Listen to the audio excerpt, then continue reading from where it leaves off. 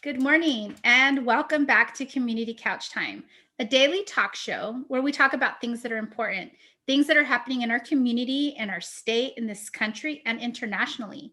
Oftentimes, the topics that we discuss are ones that others aren't talking about. And the question is, why aren't we? And so now a word from Ms. Wallace. Good morning, great minds and good people. I'm Miss Tiffany Wallace, and thank you for having me for Community Couch Time. Now, let's start the discourse. Good morning and welcome back to Community Couch Time. Happy Cinco de Mayo, Ms. Wallace. Ooh, happy Cinco de Mayo, Ms. Cardona. Yeah, today's a really interesting day because, as you know, Cinco de Mayo is a holiday that is very misrepresented.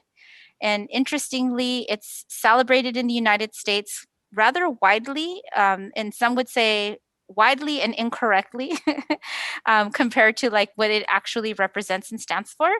And so let's check out this short clip of a report that kind of breaks down the history, the true history of Cinco de Mayo. Here it goes. It's the Great Battle of Puebla, where the small Mexican army defeated the mighty French army. Francisco Bustos is a professor at Southwestern College. He explains why Cinco de Mayo and the Battle of Puebla is so important in Mexican history and why they celebrate with reenactments. Puebla is remembered very much because it was the small Mexican army versus the gigantic, powerful French Empire army. In 1862, forces sent by Napoleon III encountered the Mexican army in Puebla and attacked on May 5th. Even though they were coming in from all sides with a lot more muscle and a lot more weapons, it just wasn't the French's army day, and they had to cut their losses. The battle was an inspiration for the people of Mexico. That was huge, very huge, something to be proud of, something to celebrate. The battle at Puebla was not a turning point in the war with the French, but it did show they could be defeated. In fact, it took years for Mexico to actually end up liberating itself from the French army.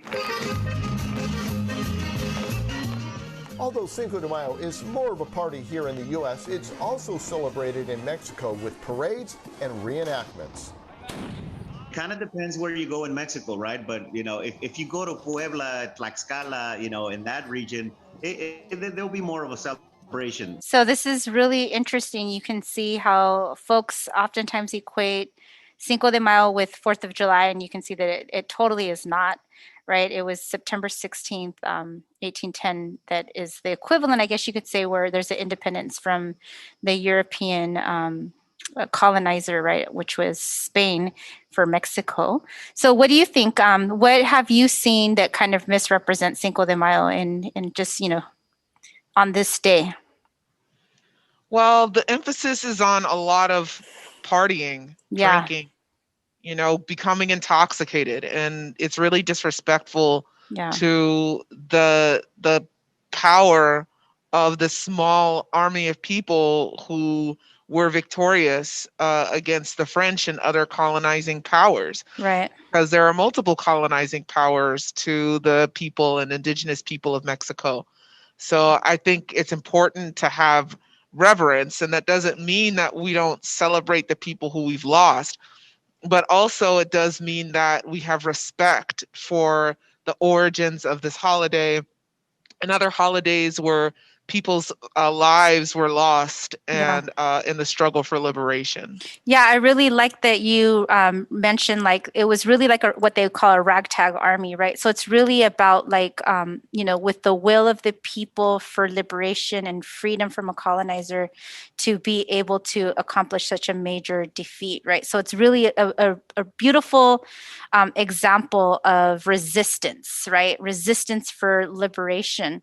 And so I wanted to share with you a couple other Cinco de Mayo celebrations that exist here in different parts of the United States.